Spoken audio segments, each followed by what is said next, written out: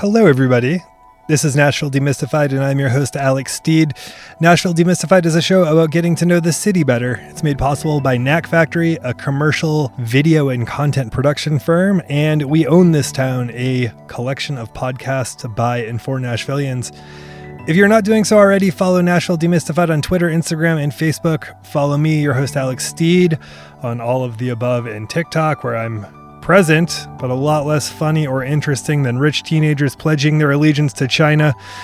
Please follow, rate, and subscribe wherever you listen to podcasts. A review would also be the very best way of helping out. This is a bonus episode. Our main episode this week is a deep dive on Tony Alamo, his cult and his presence and impact on Nashville. He is a trip. Actually, I haven't even released the episode as of this recording, and his family has gotten in touch just to share. So this is part of the reason I love doing this show.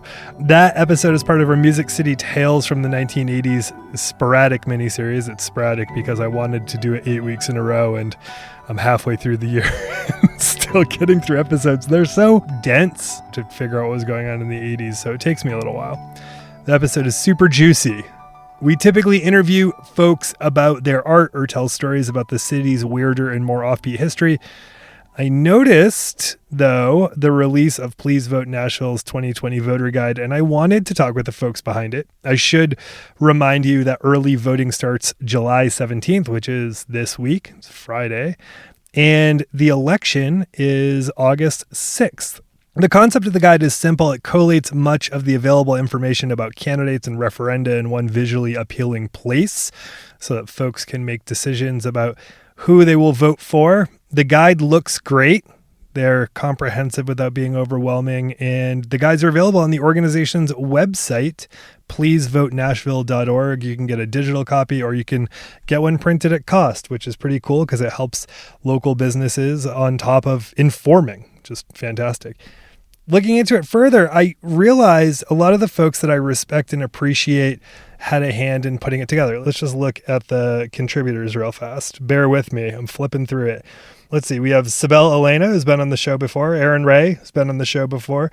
There's Lily Ophelia and Emma Swift and Kai Welch and Nikki Bloom. It's a really fantastic group of people. Michaela Anz. It's excellent. You would see these names and just go, oh, this is great. I'm glad they all came together and put this thing together. And I noticed the editor is Tristen Gaspadarek, who I love as a performer and as an artist. You would know Tristen as simply Tristen, or on social media, Tristen. And so I was like, I want to know more about how all this happens. How does a recording artist, musician, etc., get involved in putting something like this together? You know, I've sat on organizations before that put these sort of things together. I know they're monumental undertakings. It just takes a good deal of work to sort through information and present it in a way that is informative and helpful to people who are looking in on it. So it's especially heartening to see, like I said, the majority of the folks involved were involved in one way or another in music or the creative arts, and I wanted to better understand how it came together. So I gave Tristen a call, and what follows, or what's about to follow, is our conversation. For those of you looking to this episode for info on Tristen's work as a musician or artist or performer, I'm sorry to disappoint you, but there's not much by way of that. And by not much, I mean pretty much nothing. No insights into Tristen's process outside of talking about why Tristen is involved in the way that she is and how this all came together and why it is a passion project, who's involved, etc. You know, I was just more interested, for the moment at least, to understand how and why we're civically engaged, because now is the moment for that. All moments are the moment for that, but this is one that is special, pertinent, and feels historic. So here's Tristen. What I have loved about this coming out is I didn't know it was happening at all, and it was so lovely to have it just dropped and be really surprised by this voting guide. So I was hoping you could just tell me how it came about, like when it started and what the process for getting it out was? Sure. Please Vote Nashville started in 2018 with a group of, there was probably about 5 or 6 of us. I started it, and then we sort of didn't know exactly what we wanted to do. What I knew is that young people weren't voting, and I knew there, after the election of Donald Trump, I felt like, there's a lot of wasted arguing on social media, and that there was actual work to be done. And how can you dismantle a system you don't understand? And how can you be angry if you're not participating? So I saw like a big area where we could work to create change and sort of get involved. And when I started really looking into why people didn't vote, find out that a lot of it's cultural. It's not talked about in the home. You're less likely to vote if you don't have a college education, and just sort of, the only interaction you have with, quote, politics is people arguing or turning on screaming heads on news channels. So I think that for me, there is a non-emotional sort of civic duty, stewardship of culture, responsibility that people are sort of privileged and not taking seriously. And also, I come from like a background of thinking it's really cool to vote. And as an artist, I think your body is political. So I don't think you can separate any of that stuff. So anyway, the biggest part of the mission, I guess we sort of decided that ballot education was huge, and that if you had never voted before, it would seem kind of like a scary process and you wouldn't know where to start, and you wouldn't even have the initiative to start. So we wanted to just make voting easy. All of this is very local. We weren't looking to like be impressive and start a national campaign or anything. So we wanted it to be very focused, especially because we didn't want to like have to go out and tell you how to think. We just want to present the information and let you decide. And I, from my own experience, felt that it's very easy to see who to vote for when you're asking questions that you would ask of someone you're hiring for a job, or, what's your experience? What volunteer work do you do? Who are you? Where are you from? What's your life experience? And so that was kind of where we landed, and we wanted to advertise elections. We felt that these primary and local elections were kind of sneaking under the radar. We could see, the Election Commission puts out how many people are voting, and you can see that candidates on Metro Council and candidates that are winning by such a small amount of people. So in 2018, we took to advertising with posters. Here's the election. We printed our own copies of early voting schedule and passed them out. And we really targeted the music community because that's where a lot of us are. Sure. Just looking through the people who made up the guide, it's very clearly people who have a foot in civic engagement and a foot in making music in one way or another. We wanted to be grassroots, like where can our tentacles reach out? And so we were at Musicians Corner in 2018 registering people to vote. At their summer concert series, we sort of looked through our own community allies and tried to figure out a way we could register people to vote, educate people on the ballot, get them to the polls on election day. And, a lot of people are registered to vote in Davidson County. I want to say it's like 450,000 out of, 680,000 population. But I guess 20% of that is under 18. So we're pretty much all registered to vote.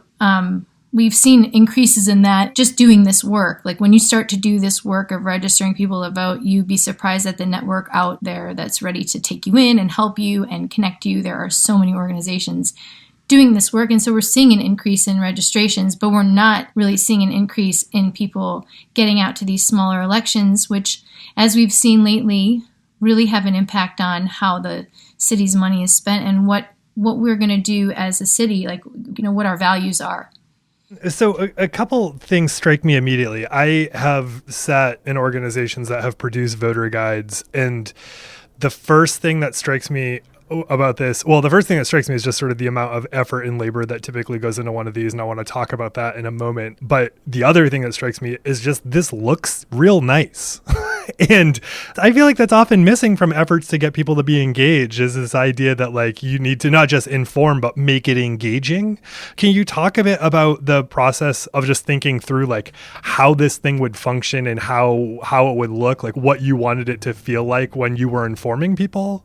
Sure, it didn't start as beautiful. We added Cami to the group this time around to do design, and she volunteered. So once we had her as a resource, she took a look at these candidate pictures and said, oh my gosh, I have a headache just looking at it.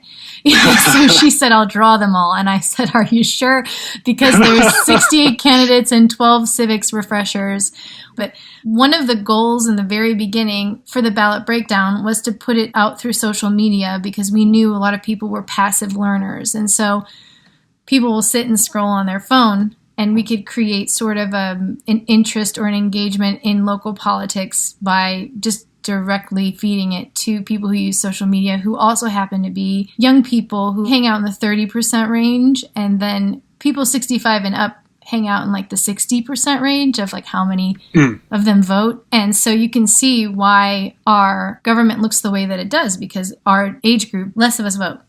Again, we want to make it easy. We want to make it come to you. If people want to make voting hard, then we'll do the opposite work and we'll make it really easy. And so, yeah, we started just with social media, and then the caption would be the profile. And the way that we approach the profile, when we started to see the protesting start and massive unemployment and a lot of artists with more time, started getting a lot of phone calls. I want to help, I want to do something. And so this time I was able to divide up among 12 writers. And then there's a whole level, we have volunteers who aren't writers. We do a lot of like going into places of employment and getting businesses to not only register their workers to vote upon the hiring process. We also have gone into places of employment and talked to people about the Go Vote Tennessee app, where you can look at your ballot and find your polling location. We provide like voting school, like getting an education and then being empowered by that education. Do you I'm curious. This is going to feel a little like a ridiculous question, but how are you a person who is like interested in voting, which I think everyone should be generally, but like is interested in voting, but B, looked at social media discourse and was like, not only is there a better way, like I'm going to actually pursue the better way.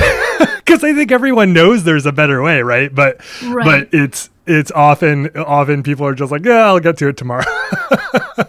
How did you mobilize? I don't know how I start things, I guess because I'm a musician and, I've like a DIY touring musician. Like I figured out how to do everything kind of with an unyielding confidence and sort of, listen, I know what I'm doing is for good. And I do believe that good wins, but laziness and apathy and all of the sort of excuses aren't going to save us. And I guess I just am able to see what's missing, despite people telling me, who are you to think you can do this? Because I'll tell you, the very first meeting at Please Vote Nashville, there was only about 10 people there, and it was a disaster. And a lot of people looked at me like, who are you to think you can do this? And I guess that's a great question you should always be asking yourself. But at the same time, I've never felt that it was very hard to execute the things I wanted to do in my life. And as far as making records or going on tour, or the power of a great show is all the people that come. Music is so collaborative, honestly. It's when you're really hitting your stride musically, creatively in a group, you aren't even thinking about yourself. You're able to tap into something outside of yourself that's happening in a way that you can just instinctually do something and you aren't analyzing what you're doing. And so I think that as far as organizing Please Vote, it's all about the work. This time, because I had so many people who were looking for a way to be involved, that I just love the idea of artists using their creativity to help their community. It's so interesting that you say how you started that off, because I started working in politics and then eventually journalism, coming from a background in organizing shows. And I was like, I didn't know until I was in that I had all the skill sets needed So, like, making zines and organizing shows was literally all that I needed as a background to be an organizer. So I truly hope that people who are listening realize exactly that, is that, like, if you can put together a show or record something, or even just you have like a nerdy interest in something, you can literally do the hard work of informing the public or organizing around an issue or whatever it may be. And that is what we're seeing you and this collective do. That's a fascinating parallel. These skill sets are applicable to civic engagement as much as they are to making our art happen. Yeah, I really have never found any of the things I've tried to do that hard, but I definitely was not able to do them alone. And so you just have to be willing to work through the frustration of maybe it not being perfect when you start. I mean, when we start, this is by far the best guide we've ever done. And it took us doing it in different ways and failing and, making mistakes. I had a child, and my only volunteer work for a year and a half was my child. You have to be committed to being consistent. I got to tell you, at the very end of making this guide, as I was editing, 80 different sections, I thought my eyes were going to roll out of my head. And and Cammie, who was doing it as well, and who is just such a perfectionist and visionary in the best way, really, she didn't settle for anything less than the best as far as the way that it looked and the amount of work it was going to take. It's all about figuring out the efficiency in the process. And so you're always just trying to let people be free enough to really explore their talents, but also providing parameters so that the process is fast. And so through even making this voter guide, we had to develop a system of sharing. I mean, there's so much more that we could do, and there's so many places to go. It's just a matter of having the Army ready to go out and volunteer in a way that helps their community, but also in a way that doesn't feel confrontational. That's fascinating. I appreciate you sharing that process. I'm curious, just my wrapping question is there anything about the guide or the process or anything you've learned or picked up since 2018 and starting these endeavors that you've learned that you want to share with people about this process, or just about, like, sort of civic engagement generally? Like, what's one thing you just want people to know who maybe are on the fence about being engaged that you think that they should know? I guess I would say just a message about being pragmatic, in the sense that we want change to happen so fast, and we want to make things just, we want to feel better. And I think part of life and knowing is that you never get to feel better, and it is a slow process. And every bit of work you do, like voting, or even the work that we do as volunteers, it's just a drop in the bucket or a drop into the wave of change. So it's just these tiny actions, these tiny things that we do. I mean, voting isn't going to change everything. It isn't all the work, but it's the least that you can do. I just think that politics is really community. We have community representatives. And the more we can get involved in local politics, know our council members, the less likely we are to vote based on identity, which can work in your favor in a last minute trying to figure out who to vote for. That's not always the best way to vote. It's not the most informed way to vote. And you really do need people in office that are committed to service. Now, speaking from Please Vote Nashville perspective, we give you all the information and you're allowed to vote however you want to vote. And we're not here to argue with you or tell you who to vote for. One of the things we found about journalism is it tended to highlight the brand names, and just that selection process in itself is a way of favoring certain candidates. And so we don't do that. We give equal space to every candidate, and we just take the emotions and the big money out of it. Excellent. Well, Tristen, thank you so much for talking with me. Where can people find the guide? PleaseVoteNashville.org. And you can receive a fabulous print copy in the mail at cost. And the folks at Rhizeology Club are printing those, so it's a way to support a local printer. Or you can give us your email address and download it for free. And we're working on a yearly membership eventually, so you can just sign up and you'll receive your copy in the mail every election. But we're working on all of that, baby steps every time. Excellent. It's a great and important reminder about literally everything. I really appreciate you talking with me about it, and congratulations on getting it out. Hey, thanks for having me. Awesome. Take care. Thanks. All right, everybody, that's it for this episode of Nashville Demystified. Thank you so much to Tristen for talking. Thank you to Cameron Davidson for making this episode sound good. Again, you can find the voter guide at pleasevoternashville.org. Important things you should know. Again, early voting starts July 17th, end of this week. And the election is on August 6th. Please get out. Go do it. Go cast your ballot and do so in an informed way. Thank you.